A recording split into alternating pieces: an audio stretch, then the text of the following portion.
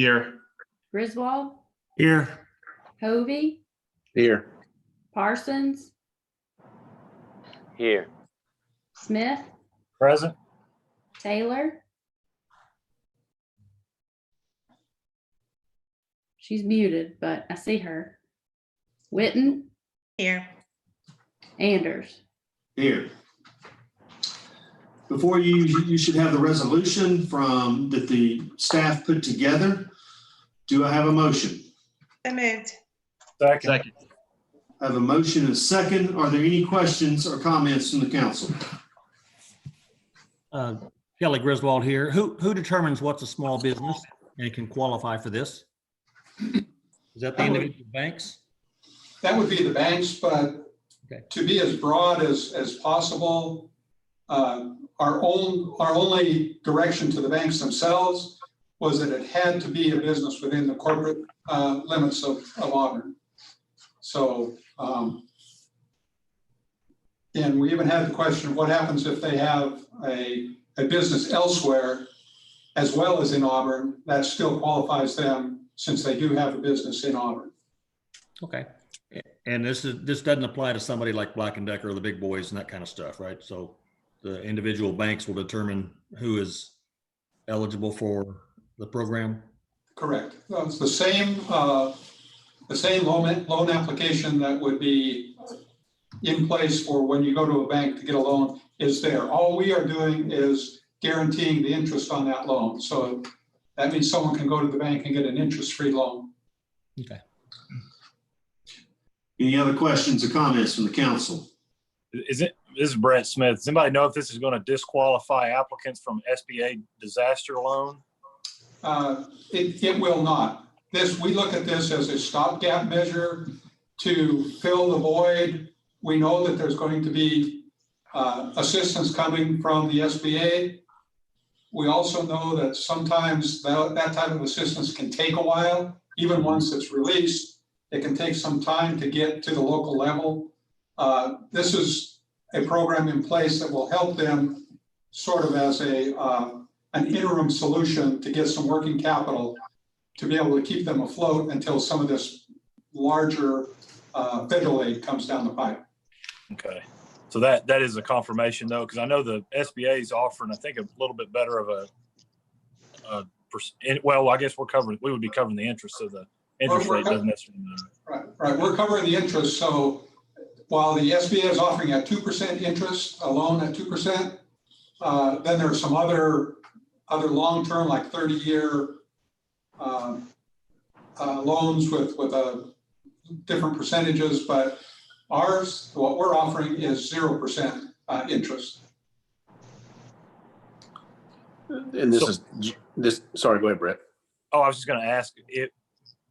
And so what, have we done a calculation as to what our expense would be if we maximize this compared to what we would be losing? I mean, obviously we'll gain occupational tax and a sales tax comparatively if these businesses were to shut down. I mean, have we got to kind of gauge is what we're looking at spending compared to what we're looking at continuing revenue wise? We haven't, no. Okay. What we will be spending is a maximum of $500,000. That's the maximum obligation of the city. If we were able to do that, if we were to use the entire $500,000, and if every loan was at the maximum of $25,000, that would allow us to process 160 loans. So that would be 160 businesses that would benefit from this package at the maximum obligation of the city of $500,000. So basically, we're taking $500,000 of our money and leveraging that into $4 million of capital into the local market. Wow. Thank you. Jay? Can everybody hear me? Yes, Yes. Tony, we can hear you. Okay. Jay, I believe you had a question, correct? Well, I was just going to follow up and point out that we were talking about the, some of the SBA loans, and I know even today they're rolling out new programs, in this situation, much like we are. But, I wanted to reiterate and I guess affirm Brett's question about the eligibility, and I think that it's my understanding that we wouldn't be necessarily taking any eligibility away, but I think it's important to point out that this would be a good stopgap, in a relatively quick option for some of these small businesses that maybe would still intend to go through the SBA route or federal stimulus money, but didn't have time to wait, the underwriting time for some of those other programs. Thank you, Jay. That's a great point. Appreciate you bringing that up. Go ahead. Is there any mechanism in place or any thought to maybe prioritizing some of the applicants based on industry? I think we've all seen the effects of the hospitality industry and the restaurants and that sort of thing first, and then obviously there are ripple effects throughout the economy. But I mean, is there any thoughts on weighting some of this to those industries, or is that going to be a bank decision? These banks are permitted to make their own application and qualifying parameters, right? Correct. Yeah, that would be a bank decision. We have met with the 7 banks that you saw listed in the memo, and we made it clear to them that our preference would be to those hardest hit small businesses in our community, like the hospitality industry, the hair salons, barbershop type things, the smaller businesses that really have had to struggle during this time to keep their employees, and a lot of them have let their employees go, and to keep as many employees as they could. Some of them we know have shut their doors, and we're not sure that they'll be able to open. So we're trying to just give them some assistance in the meantime. Gotcha. Okay, I have a question. Yes, ma'am. I have a question. Okay, I guess I missed some of this, trying to get the thing to unmute. But I think I heard Kelly ask the question, how was small businesses determined? Or some question he asked. So what do we have a list of the small businesses that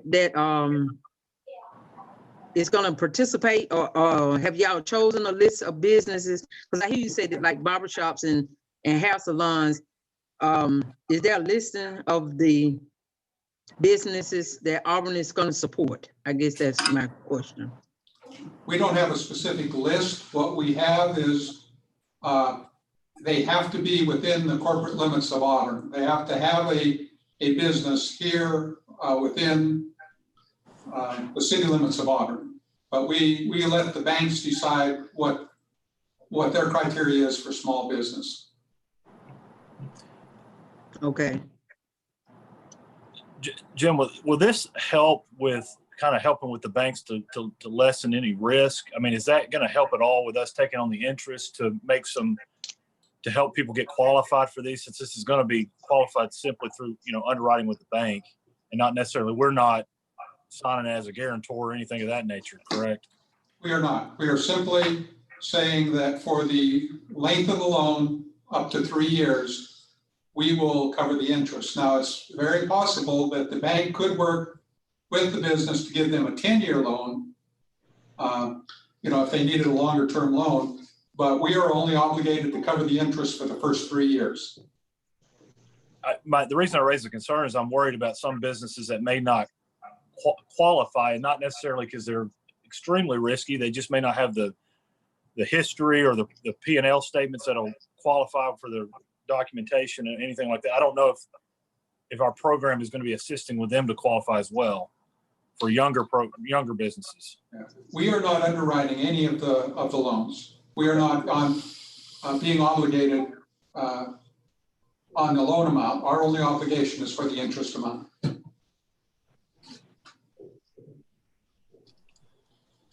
How is the interest rate determined? The 4%? Well, it's the actual rate is 3% or prime plus 75 basis points. So it could be 3.75 with a maximum of 4%. Okay. And that was something that the banks, that when we got together with the banks, they agreed not to go above 4%. Okay. And I guess we're splitting the cost of this interest payment 50% between the industrial development folks and the general Okay. fund. Is that Economic development. right? That's correct. So what we're doing is reallocating $250,000 of already budgeted money that was in the economic development budget. And we're just taking some travel money, we had some revolving loan fund money, and we're taking all that, but then we're adding $250,000 from the general fund. So it's a $250,000 additional advancement from the general fund to this program. I have a I want- question. Go ahead, Beth. Go ahead, Beth. So it stated 1 to 3 week approval process beginning immediately. And then, As soon as you vote on this, yes. okay, and then, so 1 to 3 weeks. So that will depend on the speed of the banks and who gets their applications in at what point. And then it stated that the council would approve the final application. So will we get all of them at one time, or will we get them in increments along the way? We're going to try to bundle them. We don't want to bring them one at a time to you. So we're hoping that whatever number of loans are done between meetings, we'll just bundle those together and submit them to you at one time. This is very similar to the way we do the incentive programs. You'll see sometimes 2 or 3 might come to you at the same time, or sometimes you just get one. Whatever in that time period that we can bundle together, we will. Is that going to cause delay for the people We who don't get in think early? so. We're asking the banks to go ahead and share the risk with us. Whether they will or not, I don't know, but we are pretty sure that we're not guaranteeing them that you will pass these loans, but we're saying that there's a good chance. And if they would take a little risk on their own, because all they are looking to us for is the interest. Jim, what would you indicate or foresee as a reason why this council would deny someone's application if it's been vetted by a bank? If it was outside the city limits, if we found that this was not an eligible business because they were somehow outside the city limits,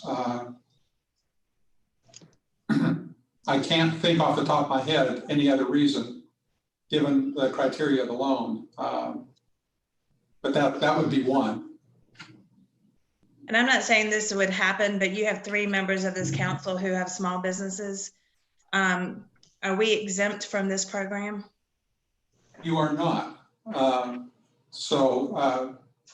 Councilman Dixon called me earlier to ask that same question, to see, first of all, if he could even participate in this discussion if he was one of the beneficiaries of it.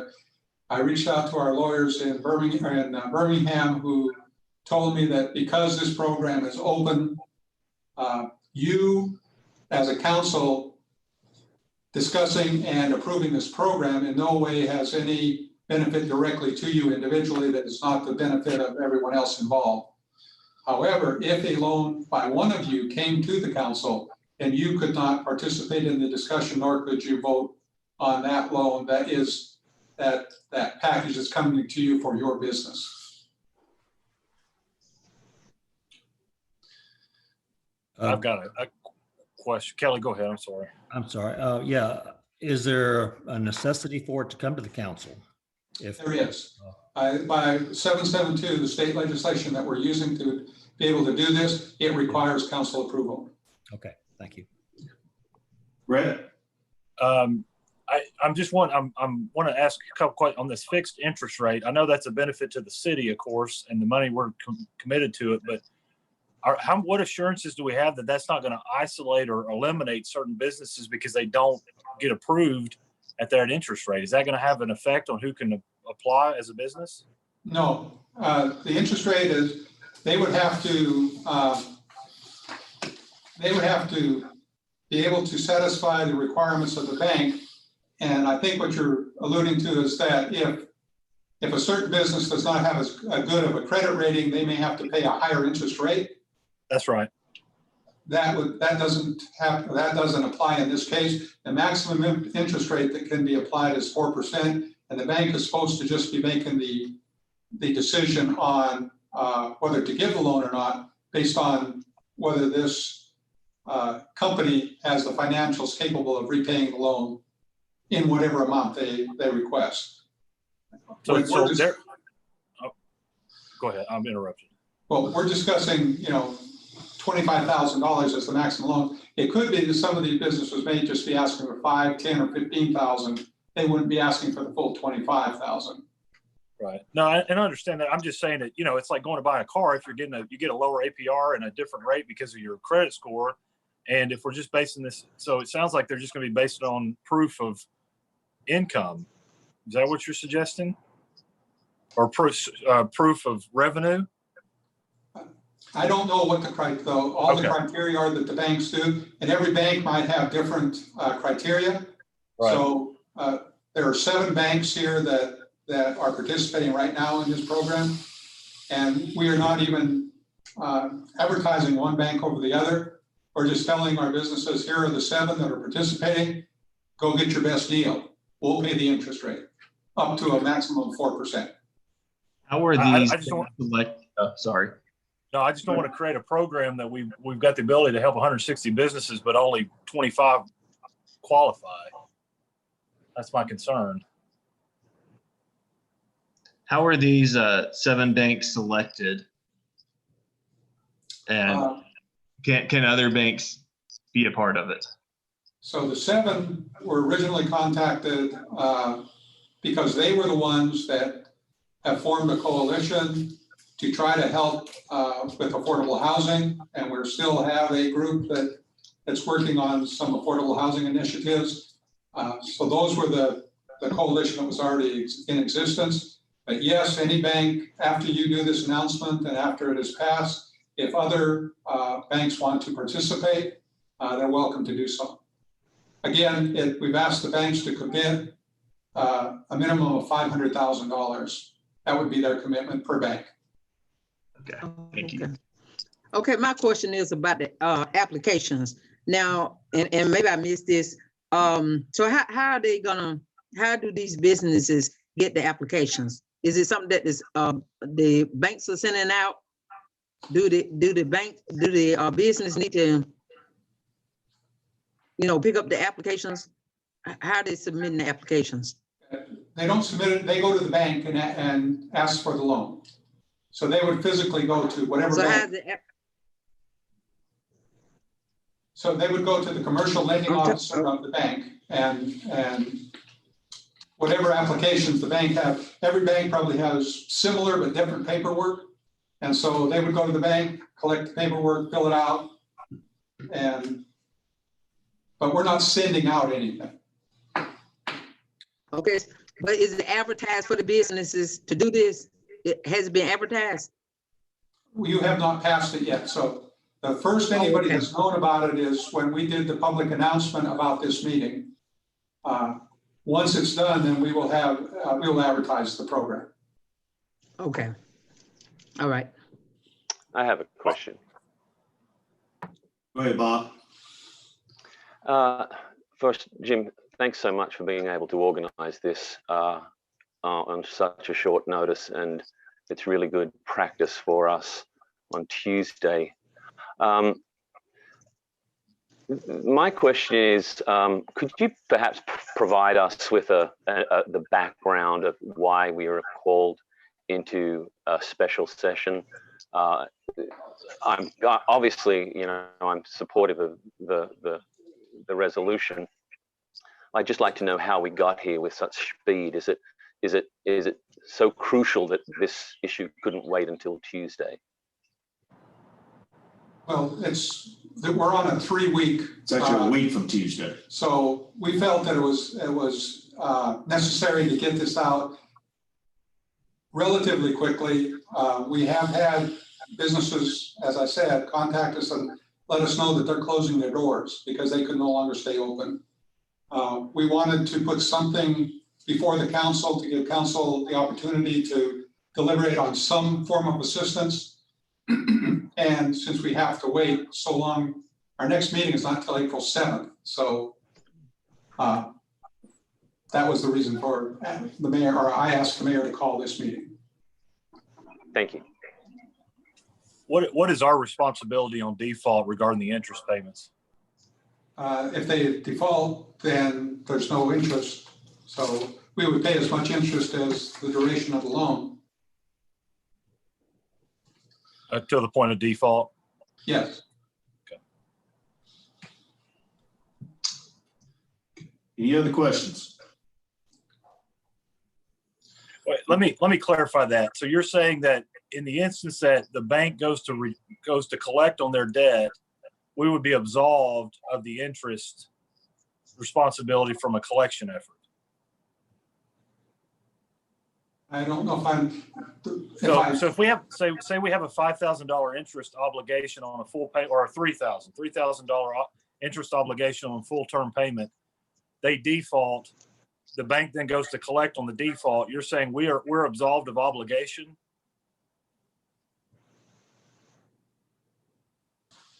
Okay, if I understand the question correctly,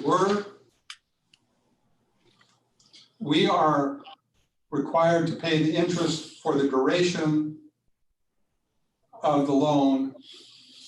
And if the loan, let me do it this way.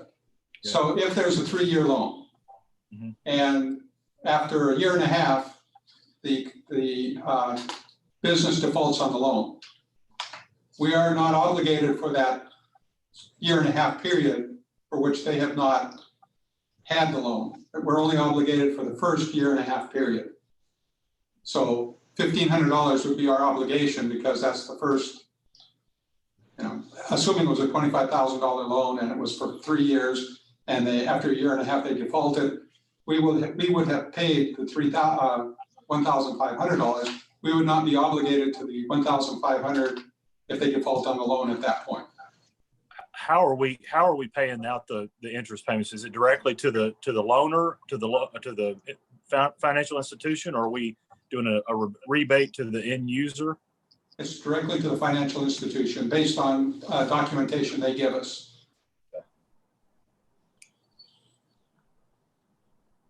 Thank you. Any other questions? Okay, so we do have a motion and a second, and this will be a voice vote. All right, so all in favor, please say aye. Aye. Aye. Any opposed? Okay, the motion carries. Do I have a move to adjourn? So move. We are adjourned. Thank you for your time. Since we got everybody on hand, can we talk about a couple of items? No, this is a special call meeting, Kelly, just for this decision. This wasn't deliberation stuff. This was just, never mind. We'll talk about it later. Okay. Thank you. Thanks, guys. Thanks a Thank lot. y'all for your patience. Thank you, Jim, for work on this. All right. Thank you all. Thank you. Thanks, Jim.